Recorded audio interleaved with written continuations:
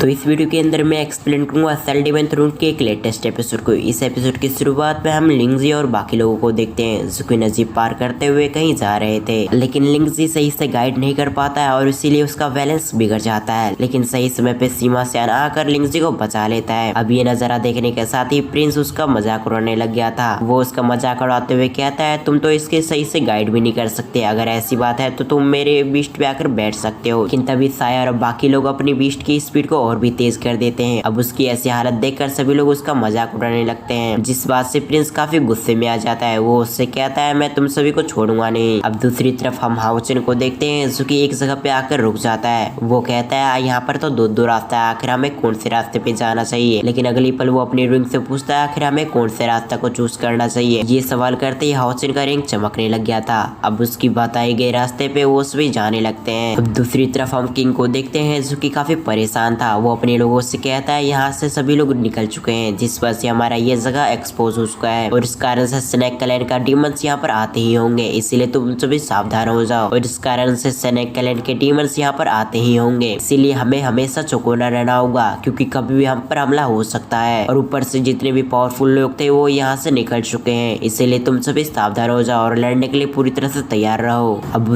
की ऐसी बातें सुनने के बाद वहाँ पर जो छोटे बच्चे थे वो रोने लगते हैं। अब अगली सीन में हम उसी स्नेक डीमन को देखते हैं जो कि अपने लोगों के साथ वहाँ पर आ चुका था और वो आने के साथ ही वहाँ पर हमला करके काफी सारे लोगों को खत्म कर देता है। और फिर वो किंग के सामने आते ही कहता है आखिर वो इंसान कहाँ पर है, जल्दी से उन सभी इंसानों को हमारे हवाले कर दो। अब यह सुनने के साथ ही किंग काफी हैरान हो जाते हैं। अब उसकी बातों और उसे देखने के बाद किंग हैरान हो गए थे। वो उसकी तरफ देखते हुए कहते हैं तुम तो मर चुके थे। अब ये सुनने के साथ ही वो हंसने लग गया था। वो कहता है इंसानों में इतनी ताकत नहीं कि मुझे मार सके, मुझे जब तक सैक्रिफाइस मिलता रहेगा जब तक मैं इमोर्टल रहूंगा और तब तक मुझे कोई भी नहीं मार पाएगा। सीन शिफ्ट कर हम किंग को देखते हैं जो कि उसकी तरफ देखते हुए उससे कहता है तुम भले ही ना मरे हो, लेकिन मैं उन सभी इंसानों को तुम्हारे हवाले नहीं करूंगा, तुम्हें जो भी करना है तुम कर सकते हो। अब उसकी ऐसी बातें सुनने के बाद वो काफी गुस्से में आ जाता है और वो उससे कहता है जब तक कि तुमने मेरी बात नहीं मानी तो नतीजा भुगतने के लिए तैयार हो जाओ। ये कहने के साथ ही अपने लोगों से कहता है कि जाओ और इन सभी को खत्म कर दो। अब ये कहने के साथ ही वो सभी उस पर हमला करने लगते हैं। लेकिन दूसरी तरफ किंग भी काफी पावरफुल होता है, जिस वजह से वो उसे काफी अच्छी से टक्कर दे रहा था। अब उसकी पावर को देखने के बाद वो हैरान हो जाता है। वो अपने मन में कहता है किंग तो काफी पावरफुल है, इसीलिए वो अपने मन में कहता है किंग तो काफी पावरफुल है, इसीलिए मुझे कोई और रास्ता ढूंढना होगा किंग को हराने के लिए। अब कुछ समय बाद उसके चेहरे पे स्माइल आ चुका था। वो अपने मन में कहता है तुम अपने आप को तो बचा लोगे, लेकिन अपने लोगों को कैसे बचाओगे। अब कुछ समय बाद किंग को शक होने लगता है आखिर इस व्यक्ति ने कुछ किया होगा, इसलिए वो जब आसपास देखता है तो हैरान हो जाता है क्योंकि उससे महसूस होता है कि उसके लोगों को उसने कंट्रोल कर लिया है। फिर वो किंग की तरफ देखते हुए उससे कहता है तुम तो काफी समझदार हो, अब तुम अपने आप को तो बचा लोगे, लेकिन अगर तुम ऐसे ही लड़ते रहोगे तो तुम्हारे सभी सैनिक अपने आप को मारते रहेंगे। अब उसकी इतना कहने के साथ ही हम उन लोगों को देखते हैं जो कि उसके वश में आ चुके थे, लेकिन दूसरी तरफ वो उसकी कोई भी बात नहीं सुनना चाहता था, इसलिए वो उन सभी को ऑर्डर देते हुए कहता है जाओ और अपने किंग पे हमला करो। ये कहने के साथ ही वो सभी किंग पे हमला करने लगते हैं और इस कारण से किंग थोड़ा बहुत घायल भी हो जाता है और इसी साथ हम देखते हैं कुछ लोगों ने उसे पकड़ भी लिया था। दूसरी तरफ हम किंग को देखते हैं जो कि अभी काफी लाचार दिख रहे थे। वो अपने मन में कहते हैं मैं कुछ भी करते हुए अपने लोगों पे हमला नहीं कर सकता। तभी वो स्नेक डीमन किंग से कहता है अगर तुमने अभी भी इंसानों को पता नहीं बताया तो तुम और तुम्हारे लोग मारे जाएंगे। ये कहने के साथ ही वो उसके आंखों के सामने उसके लोगों को मारने लगता है। अभी देखने के साथ ही वो काफी घबरा जाते हैं। अब अगले सीन में हम हाउसिन को देखते हैं जो कि एक जगह पे आ चुका था। हाउसिन अपने दोस्तों की तरफ देखते हुए कहता है यहाँ पर ये रिंग काफी ग्लो कर रही है, इसलिए मुझे लगता है कि ये वही जगह है जहाँ पर होली स्पिरिट है। ये कहने के साथ ही वो आगे की तरफ अपने हैंड को करता है। जैसे वो करता है तो वहाँ पर एक सील्ड अपेयर हो चुका था जो कि हाउसिन की टच करने के साथ ही वो ओपन हो जाता है। वो अपने सभी दोस्तों से कहता है ऐसा लगता है कि इस सील के आर पर मैं ही जा सकता हूँ, इसलिए तुम सभी अपना ध्यान रखना और ऐसा हो सकता है कि स्नेक डीमन तुम पे हमला करे, इसलिए तुम अपने आप को प्रोटेक्ट करके रखना। ये कहने के साथ ही वो उस सील के अंदर चला जाता है। फिर हम सील के अंदर का सीन देखते हैं जहाँ पर एक स्टोन आ चुका था जो कि और कोई नहीं बल्कि एक होली स्पिरिट था। वो हाउसिन की तरफ देखते हुए उससे कहता है लगता है कि ये पूरी दुनिया चेंज होने वाली है, इसलिए तुम मेरे पीछे आओ। ये कहने के साथ ही वो हाउसिन को अपने साथ ले जाने लगता है। अब हमारा सीन शिफ्ट होकर फिर से बाहर आ गया जहाँ पर हाउसिन और हाउसिन के दोस्त थे।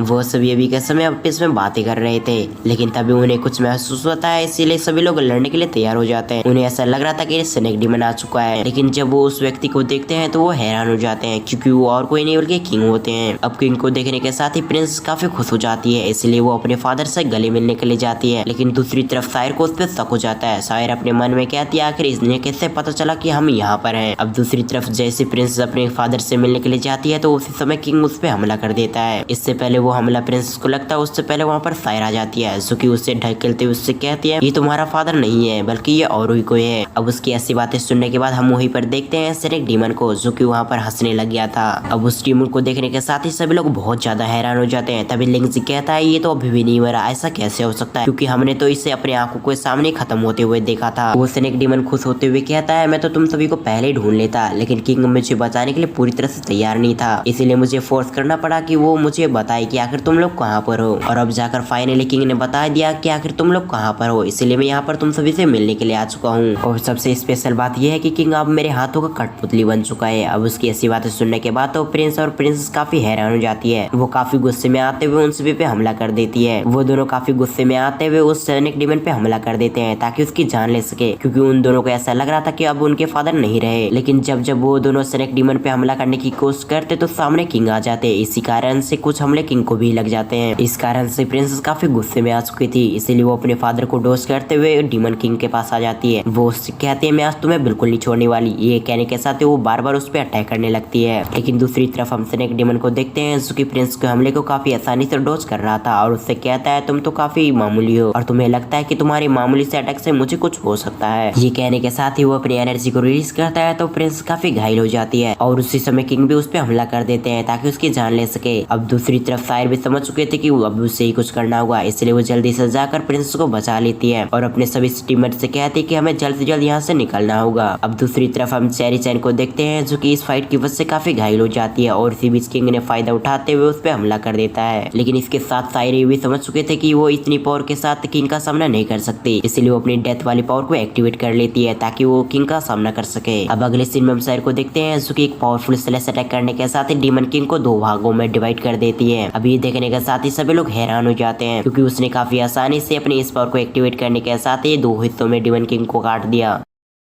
क्योंकि सेनेक डीमन ने अपनी पूरी बॉडी को पूरी तरह से रिकवर कर लिया था और इस बार वो सायर को भी काफी अच्छे से टक्कर दे रहा था। अब इस मैच को महसूस करते हुए कि उसकी पावर काफी बढ़ चुकी है सायर थोड़ा सा घबराने लगती है। सायर अपने मन में कहती है मुझे जल्द से जल्द इस डीमन को हराना होगा, लेकिन तभी सायर कुछ सेंस करते हुए जल्दी से पीछे मूव करते हुए जल्दी से अपने टाइगर को सामने रखती है, जिससे हमें पता चलता है कि सेनेक डीमन ने वापस से किंग को कंट्रोल कर लिया था और वो किंग की मदद से सायर पे लगातार हमला कर रहा था। अब दूसरी तरफ हम सेनेक डीमन किंग को देखते हैं जो कि आसपास हाउसन को न देखकर काफी परेशान हो चुका था। वो अपने मन में कहता आखिर ये लड़का कहाँ पर गया, लेकिन वो इस बात को इग्नोर करते हुए खुद से ही सायर पे हमला करने लगता है और इस बार सायर उसके हमले से बिल्कुल बच नहीं पाती और उसके हमले से घायल हो जाती है। अब मौका देखने के साथ ही वो उसे मारने वाला था, लेकिन इससे पहले वो उससे मार पाता उससे पहले वहाँ पर हाउसन आ चुका था जो कि अपने दोनों ड्रैगन के साथ उस पर एक पावरफुल अटैक करता है, जिस कारण से सायर पूरी तरह से आजाद हो जाती है। फिर वो सेनेक डीमन की तरफ देखते हुए उससे कहता है आखिर तुम्हारी हिम्मत कैसी यहाँ पर आने की, अगर तुम यहाँ पर आ ही चुके हो तो आज तुम मरने के लिए तैयार हो जाओ, भले तुम उस दिन बच गए हो गए लेकिन आज तुम बिल्कुल नहीं बचोगे। ये कहने के साथ ही हाउसन ने अपनी स्वॉर्ड को उसकी तरफ तान दिया था। अब इसी सीन के साथ हमारा ये एपिसोड यहाँ पर एंड होता है। अब अगर आपको एक्सप्लेनेशन अच्छी लगी हो तो वीडियो को लाइक करके चैनल को सब्सक्राइब कर लें, इसके साथ साथ बेल आइकन को प्रेस करना ना भूलें। तो फिर मैं मिलता हूँ किसी और वीडियो में, जब तक ले थैंक्स फॉर वॉचिंग।